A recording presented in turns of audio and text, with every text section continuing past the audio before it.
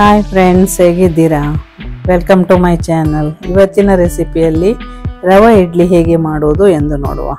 ಈಗ ರವೆ ಇಡ್ಲಿ ಮಾಡಲು ಮೊದಲಿಗೆ 1 ಕಪ್ ಉದ್ದಿನ ಬೇಳೆಯನ್ನು ಹೀಗೆ ಹಾಕಬೇಕು.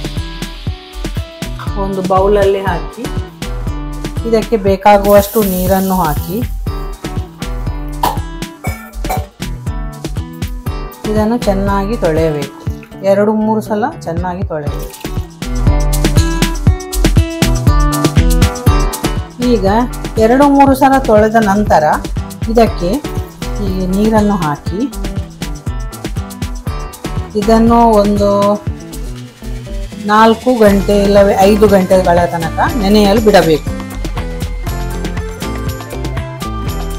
ಈಗ ಇನ್ನೊಂದು ಬೌಲ್ ತಗೊಂಡು ಇದಕ್ಕೆ 3 ಕಪ್ ಇಡ್ಲಿ ರವಾ ಅಂತ ಸಿಗ್ತದೆ, ಗ್ರೋಸರಿಲಿ ಸಿಗ್ತದೆ ಇದನ್ನು ಹಾಕಬೇಕು. ಇದು 3 ಕಪ್ಪಿನಷ್ಟು ಬೇಕಾಗ್ತದೆ. ಈಗ ಈ ಇಡ್ಲಿ ರವೆ ಹೀಗೆ ನೀರು ಹಾಕಿ ಇದನ್ನು ಕೂಡ 2-3 ಸಲ ಚೆನ್ನಾಗಿ ತೊಳೆಯಬೇಕು. ಈಗ ಇಡ್ಲಿ ರವೆಯನ್ನು ಈ ರೀತಿ 3 ಸಲ ತೊಳೆದ ನಂತರ ಇದಕ್ಕೆ ಕೂಡ ಹೀಗೆ ನೀರು ಹಾಕಿ ಇದನ್ನು ಉದ್ದಿನ ಬೇಳೆ ನಾವು ಹೇಗೆ ಇಟ್ಟಿದ್ದೇವೆ ಹಾಗೆ ಇದನ್ನು ಕೂಡ ನೆನೆಯಲು ಬಿಡಬೇಕು. ಈಗ ಉದ್ದಿನ ಬೇಳೆ 5 ಗಂಟೆ ನೆನೆದಿದೆ ಹಾಗೂ ಇಡ್ಲಿ ರವೆ ಕೂಡ 5 ಗಂಟೆ ನೆನೆದಿದೆ.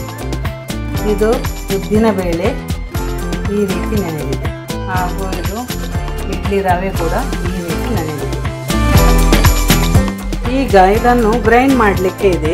ಉದ್ದಿನ ಬೇಳೆಯನ್ನು ಮೊದಲು ಗ್ರೈಂಡ್ ಮಾಡಬೇಕು. ಗ್ರೈಂಡ್ ಮಾಡುವ ಮೊದಲು ನಾವು ಒಂದು ಅರ್ಧ ಕಪ್ಪು ತೆಳು ಅವಲಕ್ಕಿ ಇದನ್ನು ತೆಗೆದುಕೊಂಡು ಇದನ್ನೊಂದು 2 ಸಲ ನೀರಿನಲ್ಲಿ ಚೆನ್ನಾಗಿ ತೊಳೆಯಬೇಕು.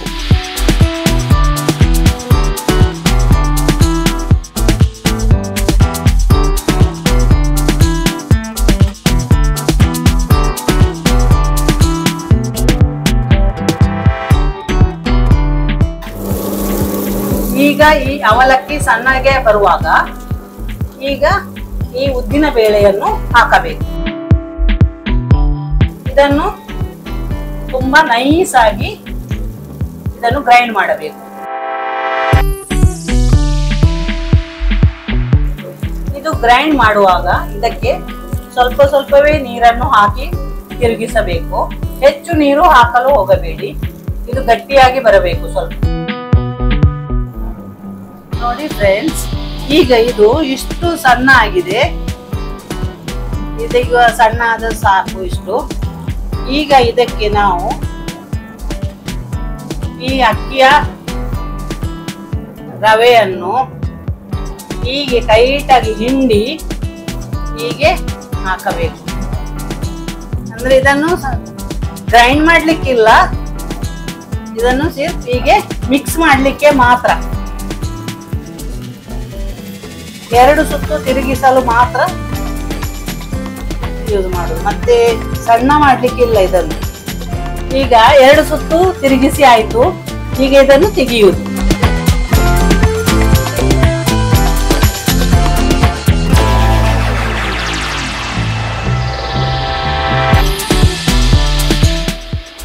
ಈಗ ಈ ಬ್ಯಾಟರ್ ಹೀಗೆ ಬಂದಿದೆ, ಈ ರೀತಿ ಬಂದಿದೆ.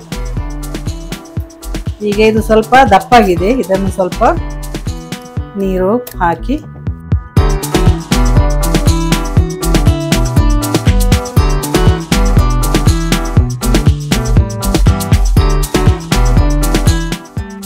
ಈಗ ಈ ರವೆ ಇಡ್ಲಿಯ ಕನ್ಸಿಸ್ಟೆನ್ಸಿ ಈ ರೀತಿ ಬರಬೇಕು.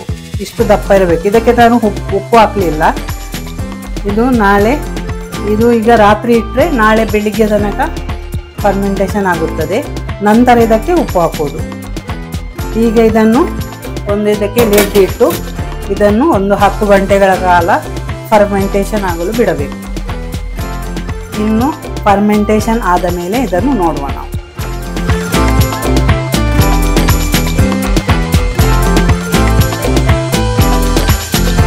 ಈಗ ಒಂದು 10 ಗಂಟೆ ಆಗಿದೆ ಫ್ರೆಂಡ್ಸ್. ಈಗ ಬೆಳಿಗ್ಗೆ ನೋಡುವಾಗ ಈ ಇಡ್ಲಿಯ ಇದು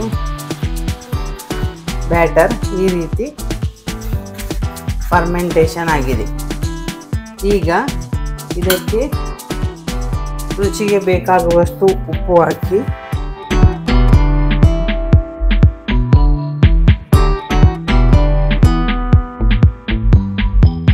ಈಗ ಇದನ್ನು ಚೆನ್ನಾಗಿ ಮಿಕ್ಸ್ ಮಾಡಬೇಕು.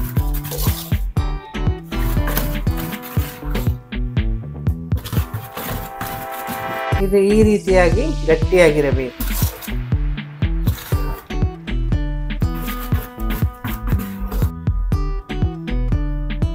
ಈಗ ಗ್ಯಾಸ್ ಸ್ಟವ್ ಆನ್ ಮಾಡಿ ಇದರ ಮೇಲೆ ಇಡ್ಲಿಯ ಪಾತ್ರೆ ಇಟ್ಟು ಇದಕ್ಕೆ ಬೇಕು ನೀರನ್ನು ಹಾಕಿ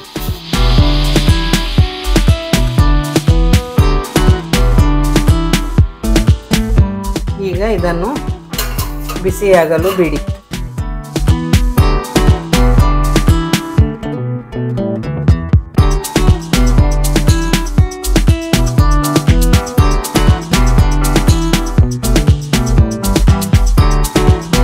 ಈಗ ಇಲ್ಲಿ ನೀರು ಬಿಸಿಯಾಗುತ್ತಾ ಬರುವಾಗ ನಾವಿಲ್ಲಿ ಇಡ್ಲಿಯ ಮೌಲ್ಡುಗಳಿಗೆ ಹೀಗೆ ತೆಂಗಿನ ಎಣ್ಣೆಯನ್ನು ಬ್ರಷ್ ಮಾಡಿಕೊಳ್ಳಬೇಕು.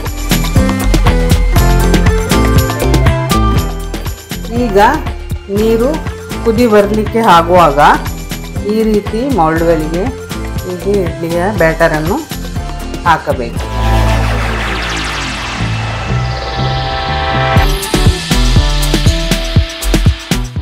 ಈಗ ನೀರು ಒಳ್ಳೆ ಕುದಿ ಬಂದಿದೆ.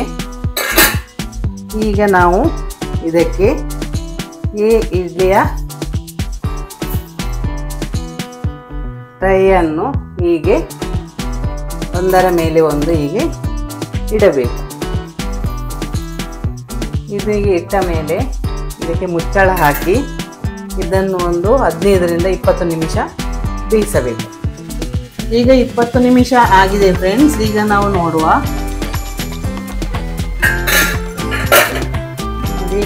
ಹೀಗೆ ಇಡ್ಲಿ ಉಬ್ಬಿ ಬಂದಿದೆ ನೋಡಿ. ಈಗ ಇದನ್ನು ಹೀಗೆ ಒಂದು ನೈಫ್ ಹಾಕಿ ಹೀಗೆ ನೋಡಬಹುದು ನಾವು. ಇದು ಈಗ ಒಳ್ಳೆ ಬೆಂದಿದೆ. ಈಗ ಈ ಇಡ್ಲಿ ತಣ್ಣಗಾಗಿದೆ. ಈಗ ಇದನ್ನು ಈ ಮೌಲ್ಡಿನಿಂದ ಹೀಗೆ ತೆಗೆದು ಇದನ್ನು ಒಂದು ಪಾತ್ರೆಗೆ ಹಾಕಿ